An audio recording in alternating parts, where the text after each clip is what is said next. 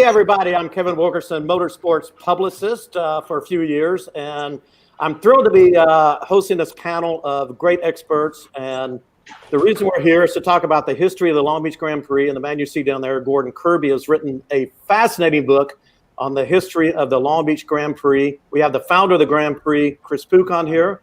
We have James of mantripping.com, who is an excellent male blogger who writes about a lot of car stuff. Mike, the gentleman racer, who is a total car guy. We have Crash Gladys of the Speed Freaks team, who's here joining us. And Chris, I'll let you introduce our esteemed, honored guest for today. Well, thank you very much, Kevin. I'm very proud to introduce Mr. Andretti, who really actually in 1977 put the Long Beach event really on the worldwide map, and who I'm also very proud to tell you that I was present at Monza in 1978 when he won his world championship in Formula One. And his resume in the United States is absolutely stellar. He's won in everything, as everybody knows, from single-seaters to sprint cars to midgets to sports cars to stock cars, and continues today to drive Indy cars with the two-seater Indy car that is used before the start of every IndyCar race. So with no further ado, Mr. Mario Andretti. Hi, Chris. Hi, everyone. Thanks for having me. Mario, can you tell us some about your great moments and memories at the Long Beach Grand Prix and meeting Chris and getting involved in the whole picture? Well, first of all, I remember this vividly because to me, talk about impossible dreams, that seemed like one, because just that period where all of the street courses were shutting down in Europe primarily, and all of a sudden I'm thinking, what's Chris drinking here that started in all places in the United States? And then, with Dan Gurney and all the, the big guns behind him, of course, it turned out to be just, a fabulous situation, not only for our sport, but I think for California, for the city. And as you can see now, today it still enjoys probably the most popular event outside of Indianapolis itself, the 500. So to have been part of that from the very beginning, I feel myself very privileged, of course, and I competed in the very first race, which was the Formula 5000 race, which basically was a qualifier so FIA would approve Formula One. So again, I can say clearly I was there from the beginning, and thanks to Chris, things went incredibly well over the years. So, father of something great. But we're going to have Al Unser Jr. on. Mario was the original king of the beach. He's won 4 times. Al has won, I still can't believe he's won 6 times. And we'll open up to any questions anyone has of Mario. Mario, Chris was trying to tell us a little bit earlier that he met you at a Lotus breakfast. Were you in California talking with Lotus, getting ready to get everything going? Well, there were times, obviously, that usually when the Formula One would be racing there, they would always have breakfasts or luncheons and so forth with press. And of course, I gotten to know Chris from the beginning, and we were very interested in the plans and how things were going, all of it pertaining to what's going on. But again, this event was a blockbuster right from the outset, from the get-go, and that was really you could tell that it just opened up a whole new future to some degree in America as far as the interest in the type of racing, on the streets of the different cities. So again, it was amazing actually that how everything just took off. And as you could see, even the Europeans were very, very interested into, oh my goodness, we're shying away from all of this in Europe, and here you are. You're starting something that looks like it's going to have a lot of life. Can you talk about taking the president of Hyatt around the racetrack? Because I was reading in Gordon's book from Chris that you wouldn't come off the track. You're doing lap after lap after lap. Well, I was trying to get him as interested as possible, to put it on. And, yeah, of course, he was very important because, building the Hyatt right at the proximity, obviously, made everything just flow properly because look how convenient that has been. I mean, I've been at that Hyatt ever since. Every time I think I have my own room. I hope they keep cleaning it. But, again, it just was a beautiful thing that, and that started so many other things, at Long Beach. I mean, let's face it,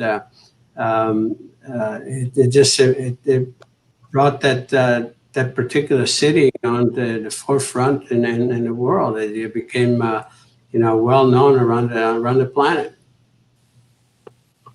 Without a doubt, the Hyatt was the single most important first redevelopment of Long Beach, and I think the city owes Mario a vote of thanks because Ann Pritzker, who was the chairman of Hyatt at the time, is probably 73 or 74 years old, and in quite a few laps in a Toyota pace car, Mario convinced him that he should invest in Long Beach, and the city owes you a big debt of thanks for that because he got out of the car.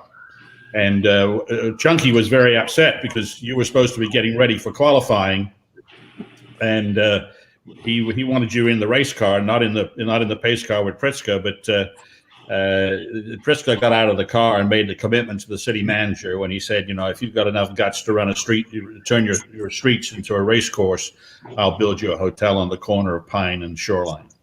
And it's thanks to Mario that hotel got built, and the negotiations started, within minutes of Mario getting out of the car and Pritzker making that commitment. Pritzker had his team who were with him present, and they went to work with the city people on crafting an agreement whereby that hotel would be built. So thank you, Mario, for that.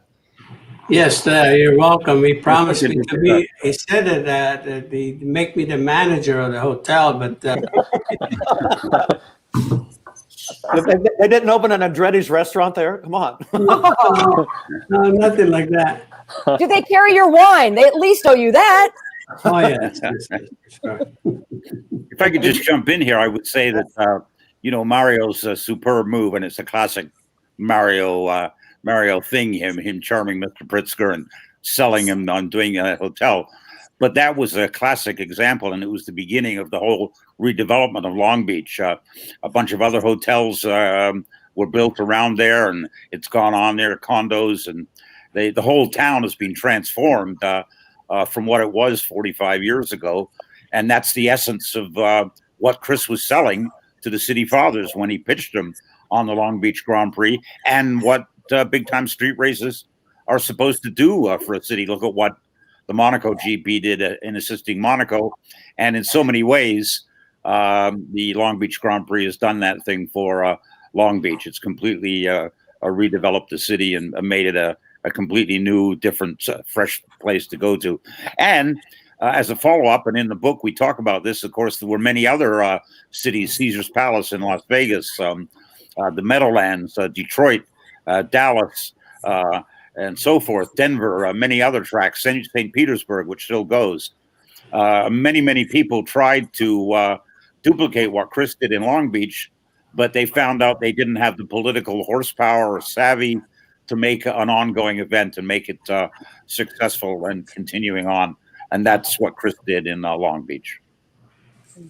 Mario, when you won the first time, Chris, his long time, credited you with basically saving the race. Did you realize the significance of it, or what was your feelings and emotions when you won that first time? Well, obviously, winning is winning, and to win on your home soil in a Formula One, I think is something very special. I think for any driver in an international circuit like Formula One, to race to win your home Grand Prix is big, and again, and later on, as fate would have, I even won the Italian Grand Prix, which is my native land Grand Prix, so it was a great year in '77. Yeah, of course, Long Beach always carried a lot of weight and a lot of prestige, no question. The But Mario, Sorry, No. Gladys. The 77 race was quite an amazing race because you had three drivers who all were world Formula One champions, Mario, Jody Scheckter, and Niki Lauda, who for an hour and 55 minutes put on a display of driving, close quarter driving. I mean, you could have thrown a beach towel over the three of them. They were so close.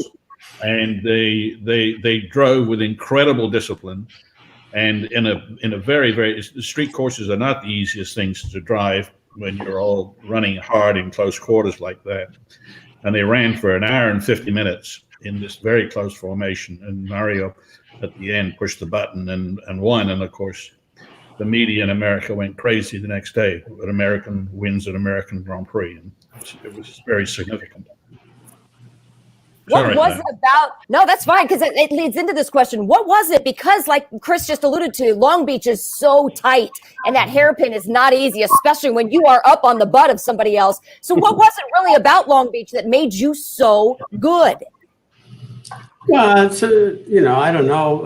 It's all about having the car, having the package, to go with it.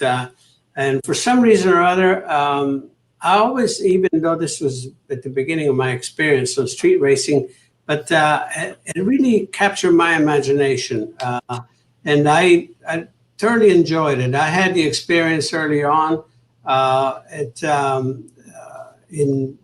Monaco, and of course, the first time was in '71, which the car broke down and everything, Ferrari. But I said, man, I like this sort of thing. There's something about street racing that you have to have that aggressive discipline, something very special. And you have to, you talk about, you got to use every centimeter, every inch of the way. You got to kind of almost brush the walls to really, even when you're qualifying, and not hit it. So it's a special challenge that somehow I always embraced. And I think I had some good success on the street courses along the way. But Long Beach was always the king, no question about it. And it was not only for me, but even for my son, Michael, there was his first IndyCar win was in Long Beach, in a fight with Al. Who later on became the king of Long Beach. But again, as a family, we have a lot to be proud of there. Long Beach has been very, very good to us. Al just texted me. He's coming on shortly. It was a little trouble. He tried to get on through Twitter, so he's coming on shortly. And I just want to let everybody know. I want to let everybody know that Mario, you've been a great ambassador for not only the Grand Prix, but open wheel racing in general. And just real quick, we'll go off target just a little bit, but you're still driving the two-seater in the Indy cars, right? Yes, indeed. Actually, I loved it at Long Beach. It's sort of because now I can claim that I've run every different layout that they've had over the years, because there were some interesting changes, as you could say, as we spoke earlier. That the new buildings coming up and so on and so forth. So, but I think I'm probably the only one existing that has driven all the different variations. So, and with it two-seater now, I've run just the latest. So this can't tell me anything. I know what's going on. It's pretty amazing for Mario is 80 years old. He doesn't really like that. He doesn't look like an 80-year-old. But for him to drive that two-seater at that age and put on the show that he does is an incredible thing. It's just part of the remarkable man that Mario is all around. If anybody has not actually seen him drive the two-seater, I was actually at Chicagoland about 10 years ago, and it was you and Ari. And unfortunately, I knew that my body size is not going to fit well in an IndyCar, so I made one of my writers extremely happy. But it was funny because he saw you and was just over the moon, like, oh my God, I'm going to get driven by Mario Andretti. And then he didn't recognize Ari, and he turned around and like, oh my God, it's Ari, So it was just, if anybody hasn't done those two-seater experiences, it is a mind-blowing. It was awesome for me just to watch a legend like both of you guys, being that close and that personal. So thank you for really being awesome with the fans, and anybody that wants to try it should absolutely go out and try it. There's obviously Indianapolis with big celebrity names, and like you drove around Lady Gaga not too long ago. Who's the biggest name at Long Beach that you drove around in that two-seater who just went crazy? I have no idea. Too many. Let's be. We had there's always somebody, some celebrity. But they, with so many races that we run, I don't specifically remember exactly. It's I guess whoever screams the loudest. Was that the Hyatt owner?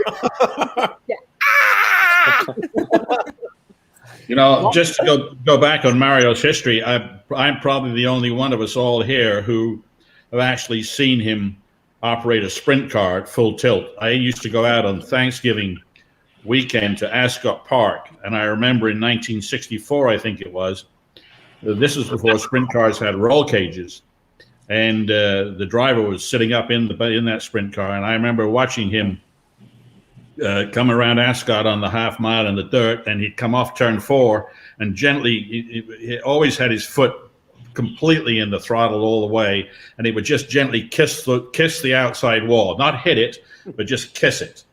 And he was hauling the mail there. I'll never forget it. And he won that I think it was called Turkey Trot or Turkey something Grand Prix there. And in the good old days of Ascot, and Mario probably remembers that. But that's how talented he is in a race car, from sprint cars to single seaters to two seaters to sports cars. Just amazing career, absolutely amazing. And you've got your own. Well, he is Mario. Is the most diverse racing driver in the history of automobile racing. I would say, Dan Gurney is the other one who raced everything and won in every type of car. But Mario did sprint cars and so forth, which Dan didn't do. I see Al Jr. has driven us, and Al is another guy, as well as being terribly successful at Long Beach, the most successful with 6 wins. He won in everything. He won the IROC championship. He raced sprint cars. He raced Can-Am cars. He raced long-distance sports cars and won at Daytona. So he is very much like Mario in that way as well. Hi, Al. Thank you for joining us, Al. Hi, everyone. Hi, Al. Al's with us, and Al, we could talk a little bit about his record of 6 wins there, and it's a remarkable record. We have a full chapter about it in the book. And what can you say about Long Beach and why you clicked so well there and was so successful, Al? Because I followed Mario. Well done. He actually followed me. He followed me really close one time too. I knew we wouldn't get through this conversation without that coming up. I think without that, when we both would have had 5. Yeah. I was 3 laps to go, and he took me out of. He put me out of my misery. Anyway, I forgave you for being late today. I really have nothing to say about that because it was an accident, and I was more mad at myself than I was anything else. And so, yeah, that was. I didn't want to do it that way. I wanted to take the king of the beach off of the throne in a proper way, not by booting him. So, Well, in the book it says you were so apologetic you went to Mario's house and apologized. He did actually. It seemed like him and Uncle Bobby were really going at it in the press, and it was right before the Indy 500, and I was just lucky that I had an IROC race at Nazareth a couple of weeks right after the Long Beach race. So so I was there, and it was perfect timing. It was one of those things. So, yeah. What did you say? Were you nervous? No, he brought me a 6-pack. That's awesome. Well done. I was, to say the least, yeah, I was shaking in my boots for sure, going to Mario's house. And quite honestly, I thought it was just going to be Mario, but then he came out and met with me, and Michael was right there with him. And so I had both of them that I had to talk to that day, but it was okay. I mean, I've looked up to Mario my whole life, and so I felt comfortable, and Mario made me feel comfortable at the same time, and we needed to get it behind us because we were coming on the month of May. So Very cool. Wow. yeah. You mentioned Nazareth just now. We have a Was it question anything from the particular about audience. Long? I'm sorry.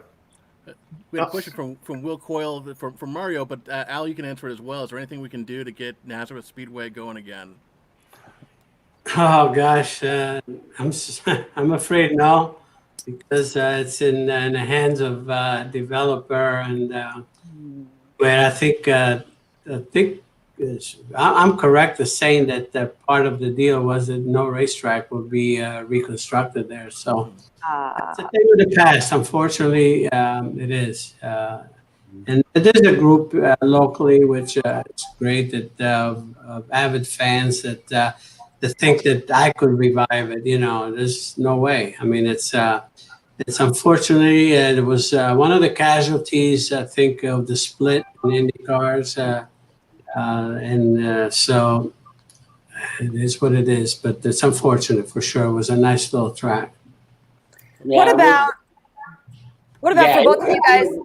I love the momentum of Phoenix to Long Beach. That was just such a great spring. It was such a way to kick off the season for either of you guys, or Pook or Kirby, anybody.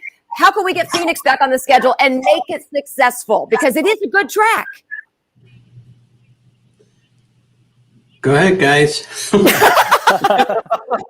wants it? Well, it's an ISC track. It's an International Speedway Corporation track, and as you know, that company's been taken private, so it's within the France family. And I think that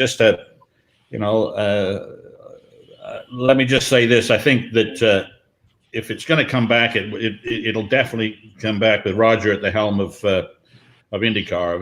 If anyone can convince the France family to put Phoenix back on the schedule, it's Roger Penske, and I'd hope that he thinks about that, and because it was a traditional IndyCar track, and it's got so much history to it that it needs to be back on the schedule, certainly on the spring swing through the West as it used to be.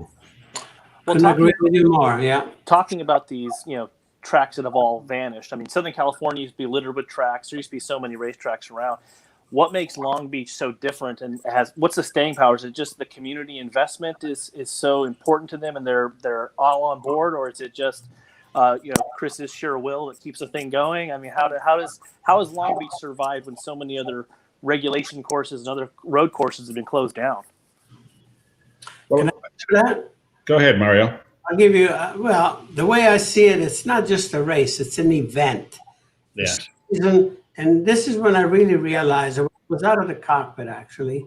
In fact, the last race that Michael won, I had to leave early, and I had some other commitments. And I'm going through the paddock. I mean, the paddock, while the race was on, was elbow to elbow, which means, some of the people are obviously interested in the race, but they just want to be there. Mm-hmm. The ambiance, it's got everything about not just a race, it's an event. And the city now has so much to offer as well. So it's fun. The night before, it's a big, huge party, a lot of life, energy. And that's it. That's what it is. It possesses that. And that's something that either happens or it doesn't, because I don't think there's a real formula to it. It's just that for some reason, it just was born out of something good, where it's located and the way the city embraced it. and all of that, and it's all working. But bottom line, I cannot repeat enough that it's an event. People just want to be there. They're probably maybe the only race in the season that they attend, but they're there, and that speaks volumes, I think, for the popularity of it. I think the community, there's a community involvement, as Mario said, but there's also a huge volunteer corps there of people. I mean, there's, apart from the cow club who are between the walls, as doing their job as marshals and things, there's another 650 volunteers that make up the race management program which is through the Long Beach MG Car Club. And then on top of that, you've got the Committee of 300, which is a community group part of the Chamber of Commerce. So you have a huge, esprit de corps among volunteers who give of their time and effort to support the event. And I think that flows out into the community as well. And as Mario said, though, the community has embraced it. And quite frankly, the community does economically extremely well every year. I mean, this year is a devastation for the month of April downtown because this economic engine did not come through the town this year, and they realized it. And I think it'll next year it'll come back with an even greater importance and more energy than it had before in the past few years. And I think that's important. Very cool. And now we have Tom Fisher. And I add that nice to see you guys. Chris's energy and his unique charm and his ability to deal with people, politics.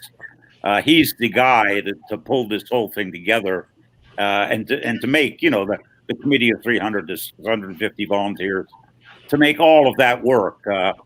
And again, it's incredible in the book the time, effort, and energy that Chris has spent over the years in making this event successful.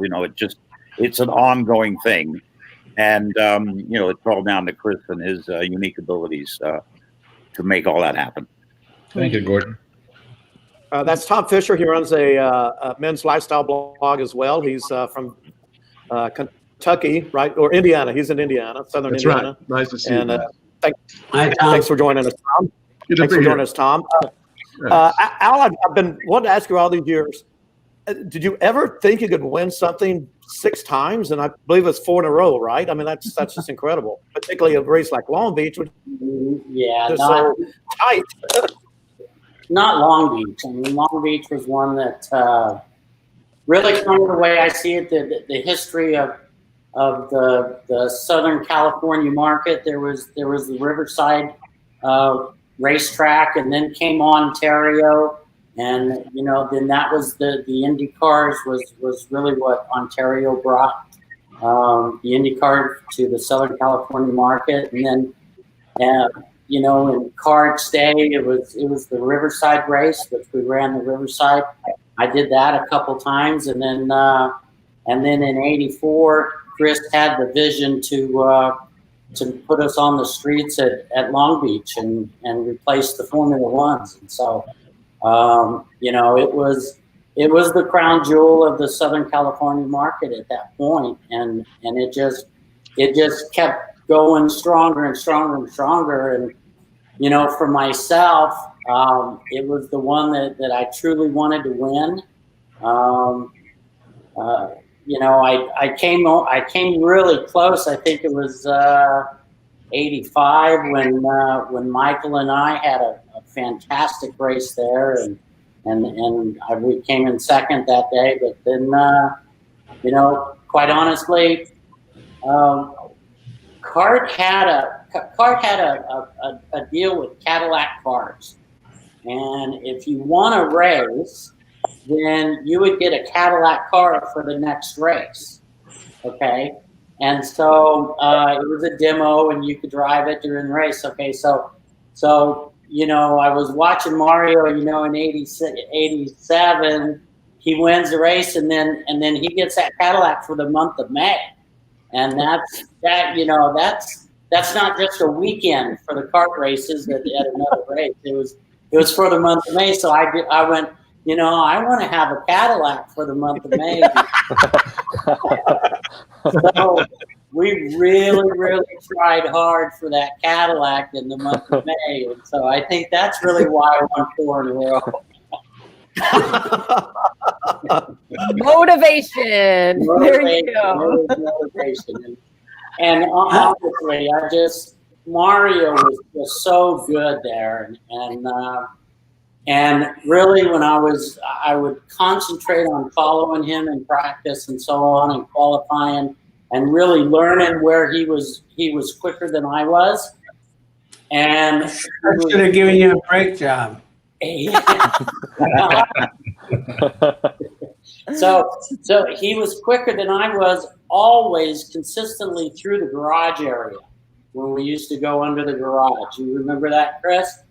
Yep, the backside. Yep. And so I worked on that segment really hard, and I think really once I got that right, then everything kind of fell into place, and we were able to do well at the track until Chris took the garage out. When Chris took the garage out, Actually, I lost my 5th in a row. Actually, Al, I hate to tell you this, it was Mario's Hyatt Hotel that took the garage out. Oh. Well, after all these years, I blamed you, Chris. Conspiracy. Mario, how much more fun to drive, the F1 cars there or the Indy cars? Oh, anything you can win with. Talking like a true racer. Yeah, but for a driver, really, it's all about getting the car to do the things that you want it to do, and that's equal satisfaction. Trust me. Did you? What was your favorite layout of the race course? Because it changed several years, and the Linden Leap was before my time there, but everyone talks about how awesome that was. I don't know. I mean, from Ocean to I love the Ocean to Pine transition there, where you used to almost get airborne while you're turning. That was a really interesting layout, and that I think that only happened just a couple of years. I know, but I like that particular one for some reason. There was just like a real element of if you got that right. You were really right. It was a place where you could really gain or lose a lot of time, and I always loved those challenges. But regardless, though, I mean, any layout was there for everyone else to negotiate. You just had to try to do it better, But I love the fact that it changed from time to time because it presented new challenges. Al, what about you? Even just, one of the most difficult spots that I see is getting around the fountain and really doing that precisely. I mean, it's so tricky. And you can tell if you get it right, you got 300 revs more coming off, but you get it wrong just a little bit and you lose that much time. And these are the things that, a driver always looks for, the area where that you got to work on. And because it's got a great payback, like Al was saying about the area where the garage was, it's always, you look at an area where you think, you know what, this one I got to really work on. I'm sure that, not everybody gets it, So, and we had Long Beach along the way had a lot of those characteristics. Yeah, I totally agree with Mario that, there's segments. First time I was ever at Long Beach, I was in a Forma Atlantic, and that's when we went up the hill and down, was it Ocean, and then back down again, and on Pine, and that was real tricky. I mean, you had to get that area right to make time or lose time, and for me, it was really that garage area is what I worked hard on, and then, running in the pro celebrity races and so on the track that's there today, Mario's right about that fountain area. You got to get it right going around there, and so each street course has its own characteristics, and so Long Beach I've always felt it's been just a unique course with the hairpin and coming on the long straightaway, and it doesn't matter if you turn left or turn right at the shoreline there. You're moving. It's very fast and smooth. Shoreline is truly the smoothest street circuit straightaway that there is. There's no other street circuit on that I ever raced at that was as smooth as Shoreline. So it was just a magical place for me. I won there because we were lucky. Just plain and simple. We worked hard at it, but there's just certain racetracks in a driver's career that really whatever he goes to, he makes changes to the car, and it seems to be the right way to go, and the car seems to always go quicker, and you just have good fortunes at that track. Quite honestly, I wished that track for me would have come a month later instead of Long Beach. A month later, but again, Long Beach is second to Indianapolis as far as on the IndyCar circuit. It is the crown jewel next to Indy, and so to have success there was just a true blessing. Who did you guys trust the most? Like, Al, who did you trust the most on track? Mario, who did you trust the most on that track? Because you really do have to be very trusting of your teammates. Don't laugh. Don't laugh. I didn't trust anybody. That's right. I didn't trust anybody either. Okay. I think that it's always been a technical track from a driver's perspective. You got to be very disciplined. If you look at all the people that won at Long Beach, they're pretty disciplined drivers. They really they gauge themselves, they measure themselves, and they execute their game plan very, very efficiently. And I think if you look at all those winners, you will see that element. They're in a class of their own. Their ability to manage their hour and 50 minutes, 2 hours while they're out there, and I think that's the difference between winning and not winning. And some days, like any other sport, some days an athlete is more disciplined on one day than he is on the other. But I think that, certainly for Mario and Al over the years, if you look at the guys that have won at Long Beach, there's been some pretty interesting people there. Lauda, PK from the Formula One days, and Mario, of course, from Formula One, and then Al, and everybody's been. Bourdais, I think Bourdais won there 3 or 4 times. I think. Mm-hmm. Yeah, he's another disciplined driver that that's what it takes. And it's not only just Long Beach. You look at Monte Carlo the same way, or St. Pete, the same thing. It requires the same discipline within the driver and to get the job done. I want to ask Mario and Al. Mario first. As you saw the race from the beginnings and grow, were you surprised at how it grew? And Al, you saw it, and it's in my day, those when you were winning, it was this huge event. Did you guys see it, Mario? Did you see it grow the way it did and anticipate that, or what's your thoughts?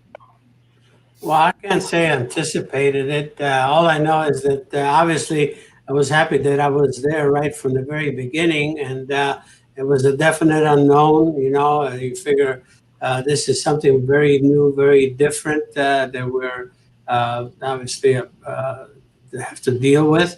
But again, it picked up some life almost immediately, and it, national event, as you can imagine, that it picked up a lot of prestige in itself. And then when Formula One obviously it was replaced with IndyCars, I was fortunate I was in IndyCars. I figured, I'm at it again, So so all of it was, like I said, it was perfect.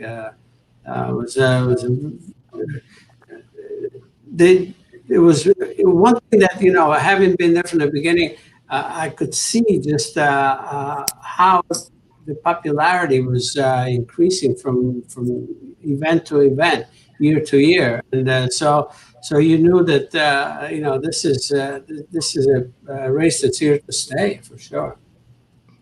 I think it's important to point out that Mario was also the bridge from Formula One to IndyCar, because we in '83 we had like 97,500 paid on Sunday there, and then when we changed to '84, we dropped down to about 48,000. But the real factor was that the name Mario Andretti won in '84, and that was a name that the fans had been connected to for the 8 years previous to that. So, the type of car might have changed, but the personalities in the car had not changed, and so that from the media, I think the media really embraced his win in '84 there, and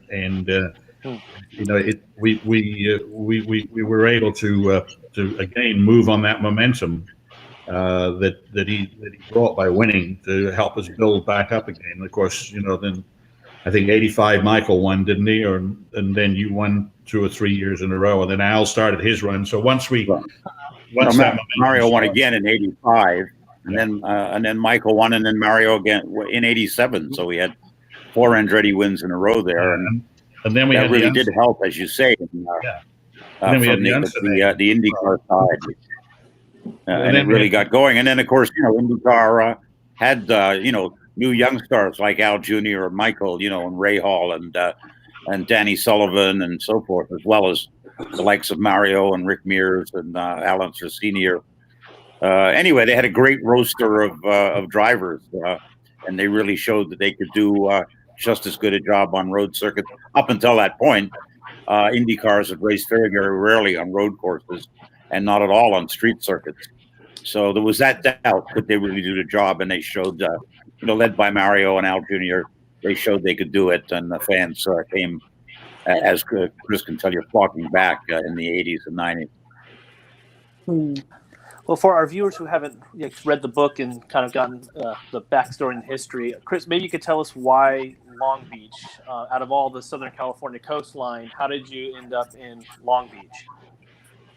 Well, I lived here. I mean, I moved here in 1968, and so and I lived on the east side of Long Beach, where I still live, and I looked at what the downtown was and what Long Beach was trying to do, become a tourist destination or a convention destination, and it was. Mario will tell you, downtown was pretty grotty in those days. It was very educational. Let's leave it that way. Get a big education down there. How it was going to change itself into a tourist destination, a convention city with all that. So we had to do something drastic, and we didn't do anything really different.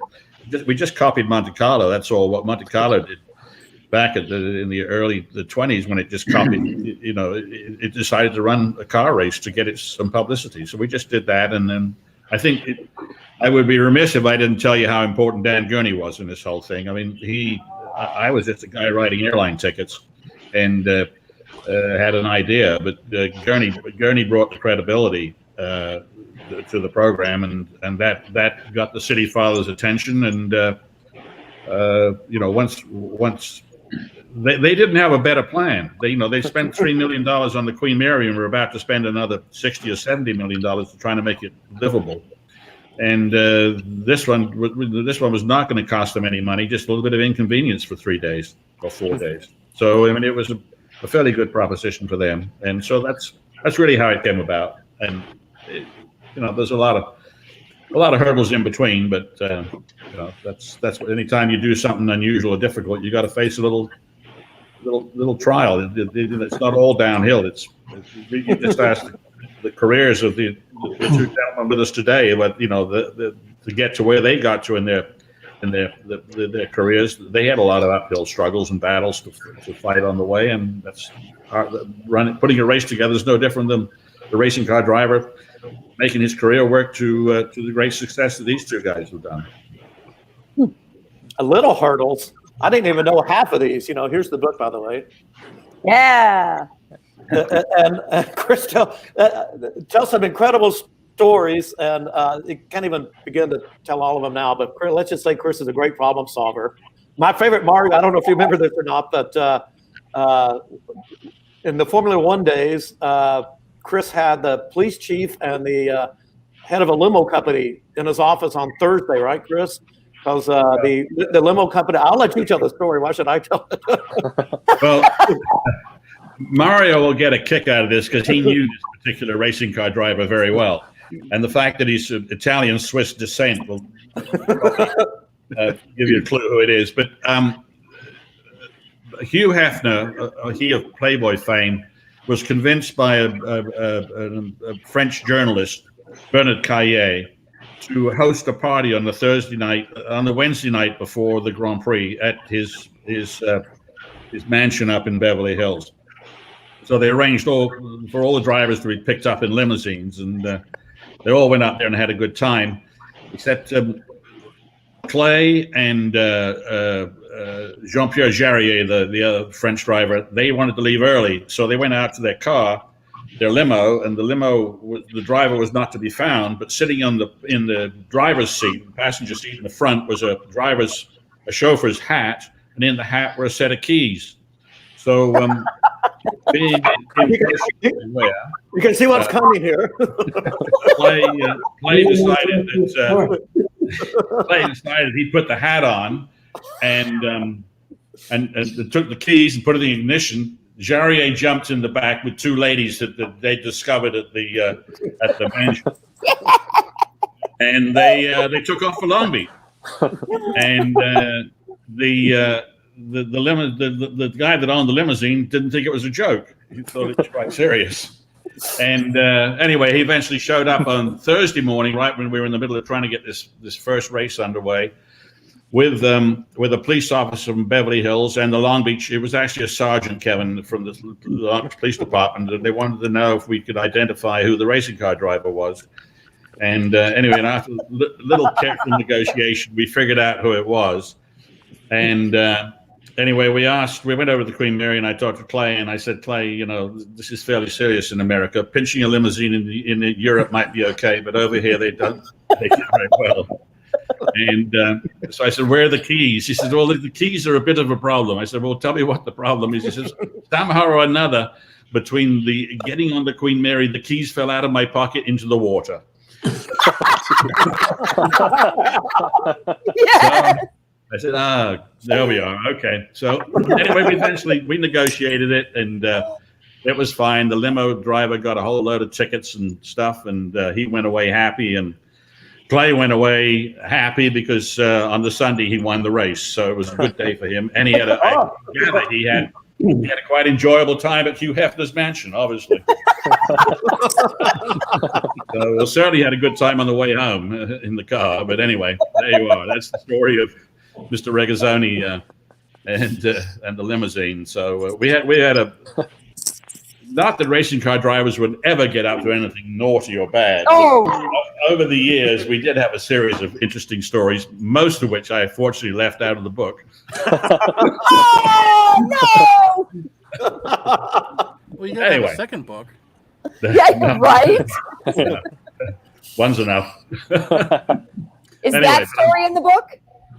Yes, the Regazzoni story is in the book. Good. Yes. And Mario will tell you he was a real character. Oh, yeah, it certainly was. Yeah, Just amazing. he just loved his practical jokes. He was one of them. Yep. And we had a lot of fun with guys like that. It's just about everywhere. It was slightly, I think the relationship between drivers in those days was slightly more relaxed than it is today. A lot of camaraderie for sure. Yeah. Just Chris, tell another story that I guess before the first race, you provided for some of the seniors in the town that probably would have been disturbed by the noise and all of that. You said that they could go for a week somewhere in Palm Springs or something of that kind. And and I heard that you had provided buses or something, and very few took you up on it. And as a matter of fact, I heard that one of the TV announcers that they were obviously broadcasting during the practice, there was an elderly lady there, but one of the bleachers, and he says, "Madam," says, "what do you think about the noise of these cars?" She goes, "What?" That clip exists. That was an absolutely true story. She was in the late 70s, early 80s, gray-haired lady, and she was obviously very hard of hearing, and everybody thought it was a put-up deal, but it was absolutely true. I mean, he asked her what her thought was, and she could not, but she cupped her ear even more so. Yeah. Well, you have to understand that back in those days, in the 70s, a lot of the buildings on Ocean Boulevard became senior citizen residences, and we actually invaded their backyard basically, and we decided that we had to offer them something as an alternative. They didn't want to be captured in their hotel or in their room or wherever they stayed for 3 days. So we offered them these out-of-town trips. And what was amazing is that we thought I believe for the first time we ordered 27 buses, which is each one carrying 40 people, with the sign-ups were to take them out of town. And when the time came to go on actually the Saturday was the first day, we sent like 23 buses home empty. Because what happened was the seniors, who basically lived somewhat lonely lives, had all this activity going on around, and they came out of their houses, their apartments or their residences, and here were all these people, and they started interfacing with these people, and it became enjoyable. And the next thing that happened is that they suddenly discovered these seniors had grandkids and nephews, and all of a sudden the nephews and the grandkids decided they want to visit grandma or grandpa during the race weekend because they got free tickets. Perfect. So it worked as a kind of morale tonic for the seniors. So the program worked both ways. I mean, it was a good psychological boost for the seniors, and it was also an alternative. If they didn't like it, they could go out of town. And to this day, some still do go out of town. But and of course, the population makeup of downtown, as Mario said earlier, is changed drastically because the number of residential high rises down there now is just. I mean, it's unbelievable. There must be close to 20,000 people that live in that area now, in those high rises that have been built since 1975. So the population demographics changed. It looks really cool. Mario talked about it being an event. It is an event. That's one of the great. It's not a secret to it. It's an event, and to look around and see the people standing out on their balconies on those high rises, it kind of. I've never been to Monaco, but it kind of looks like what I envision that looking like. And that's, you're down on the ground and all these people going around. They have the expo. They've got walking through the concession areas and stuff. And, I work with the Grand Prix girls. That was always nice. So it's a complete spectacle. It certainly was in the days of being an event. Mario, you're absolutely 100% correct on why it was such a success. It was the premier springtime event in Southern California. Indeed, for sure. And it continues, by the way. Oh yeah. It's and as Chris said, I hope that the anxiety is going to be there for next year. It'll probably be bigger than ever next year because it was terribly missed this year. I can tell you that. Yeah, this may be a blessing in disguise to really rocket the rebirth of the event and the series and help it take off again, because unfortunately, as Mario and Al will tell you, the numbers have been down a bit of late. But in the old days, when they were in their heyday, it was pretty staggering. The numbers, just quite amazing. So anyway, but next year, let's keep our fingers crossed and let's hope we have a really good race. And there's a great amount of talent in the IndyCar series right now too. So not quite the same level of talent as the two gentlemen sitting there before you today. But Nah, there's just as much, if not more. Yeah, IndyCar is in a good place right now for sure. The product is there, and to be honest with you, when you look at across the board, the talent is probably unprecedented. Yep. Oh, really? Well, you're there well, not every day, but you're there, so you see it up close. Yeah, that's what I mean. I mean, you got I keep saying you got veterans that are still young enough to be around for quite some time, and some of the young talents coming on are just spectacular. That's all I can say, and that speaks volumes for the future, bright future of the series.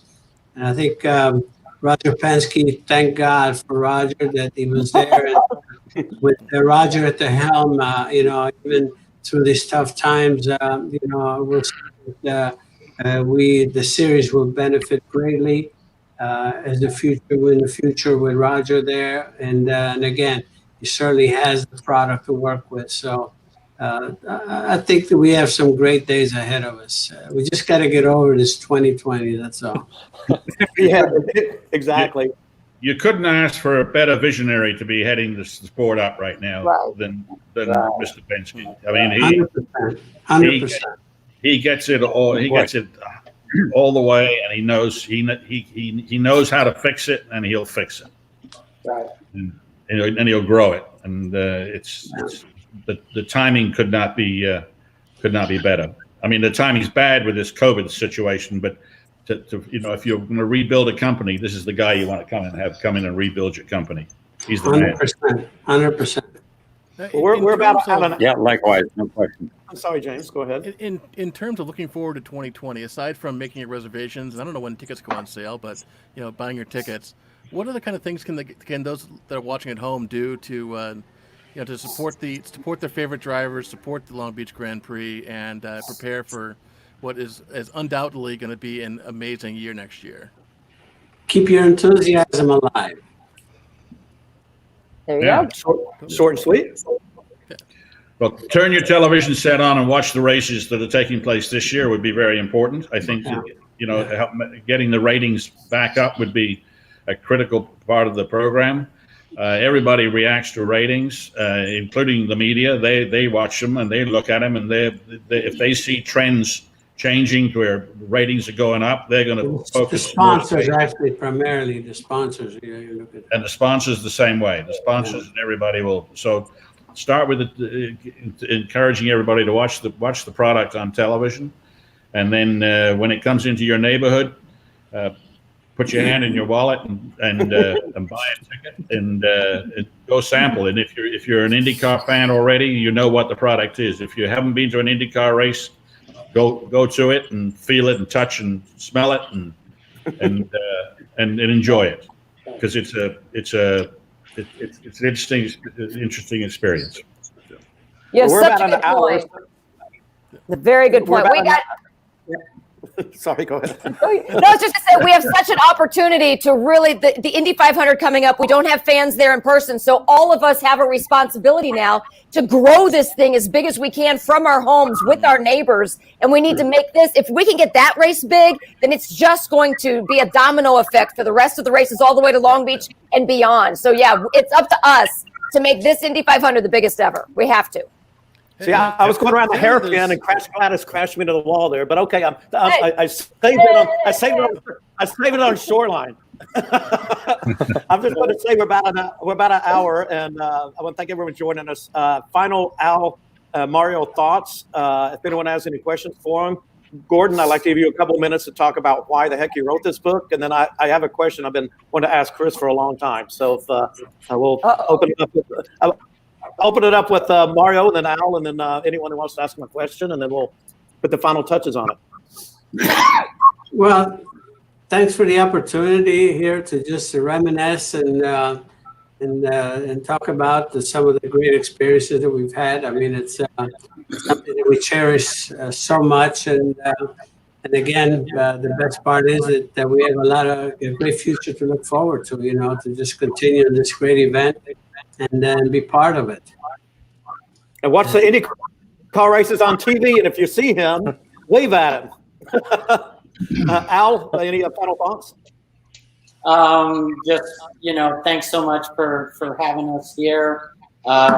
Chris and Gordon, thanks for doing a great job on the book. You guys did a fantastic job. And so, we're excited, and I agree with Gladys on watching the 500 and watching all the races, because unfortunately that's where we're at today is stuck home and so on. So just keep the faith. Long Beach Grand Prix is next to the Indy 500 the biggest race throughout the United States. So yeah. Thanks, Al. It's a great book. And Thank you, Mario. Yep. And Gordon. it was a pleasure to do this Gordon, book. would you just talk real quick about the book? Sure. In my career, I've covered every Long Beach Grand Prix, going back to the first race in 1975.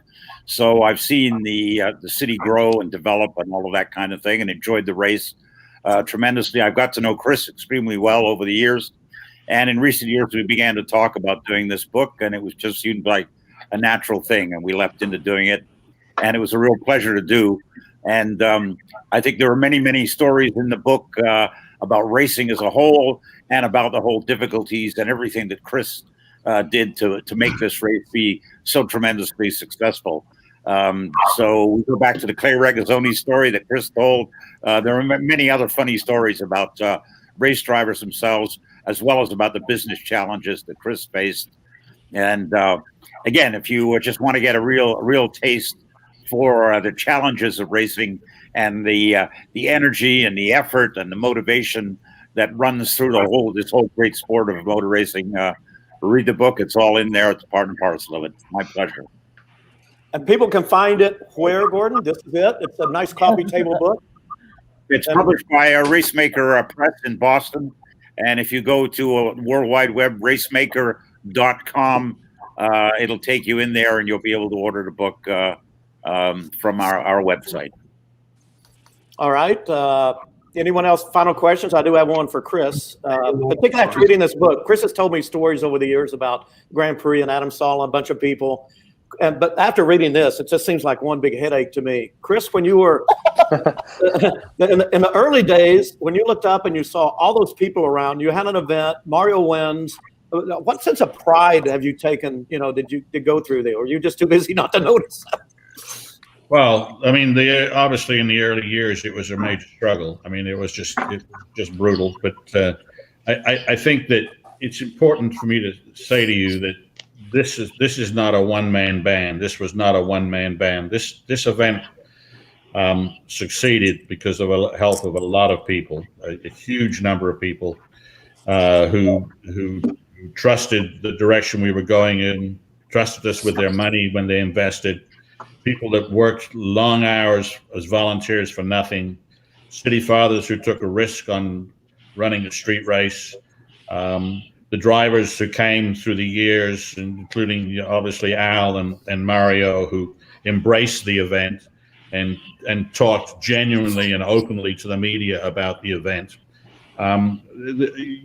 It was an entire team, and I was kind of like, if you will, the chef in the kitchen, kind of, with the pudding spoon making the cake. All these people were the ingredients. I was just the guy that put the ingredients all together. So a great debt of thanks goes to everybody, because it would not be where it is today if it was not for everybody involved. And that goes back even, to the very, very early days when the media embraced it, when Gordon was there in the early days.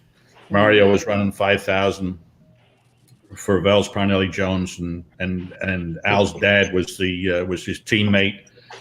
If you just look at the drivers that have come through, the Indianapolis 500 is the plan for itself, and it's unto itself. But if you just look at the drivers that have come through over the years, from the Formula 1 year 5,000 race to the Formula 1 race, all the way through to today's IndyCar, there's a wonderful trove of drivers that have participated, and some superb drivers that have won. over the years. And, to everybody, I owe a big debt of thanks because I was able to buy my kids new shoes on Monday morning as a result of it. And thank you to you, Gordon, for your faith in taking on this project. My pleasure entirely. Anyone have any final questions? I have one. As you look towards the future, as we're talking about the future, what are your all's thoughts on the role of electric motor racing as it's already happening, and also as you look towards the future of the role it'll play in the future of racing?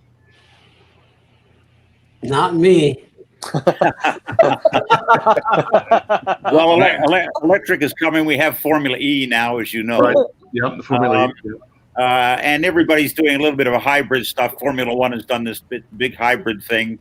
But I think it's going to be a long way to go to have electric power be the essence of motor racing. The essence of motor racing, at least 50% of the appeal of motor racing is the sound.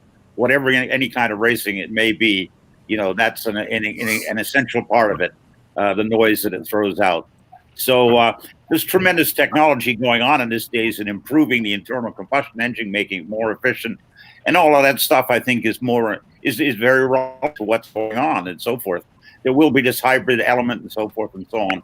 But again, I think we're always got to have the sound. If we don't have that great sound, we don't have motor racing, in my opinion. It's half the spectrum, whether you like it or not. Yeah.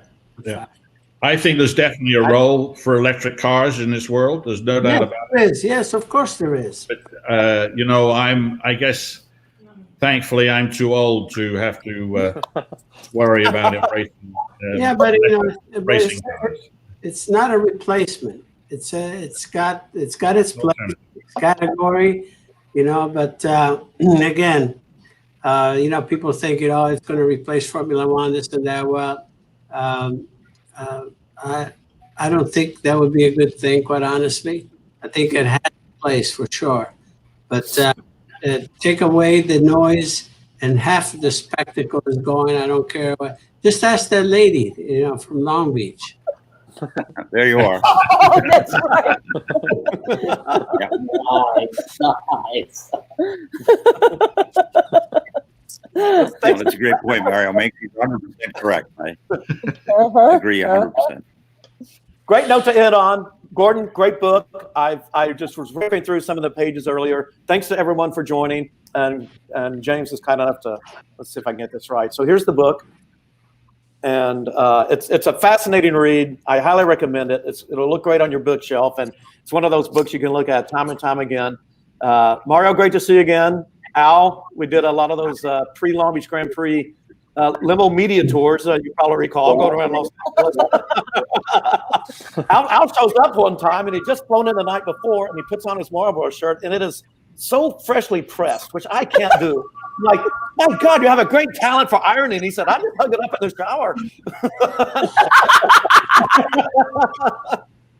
So that was Shelley did that, not me. Oh, okay, all right. Shelley. Got a little secret weapon there. Got a secret weapon. Well, thanks everybody for joining in. Thank you, everybody. Thank you. Thank Mario, you. thanks, Al. Chris, Gordon, thanks everyone. Thank James you all. behind the scenes.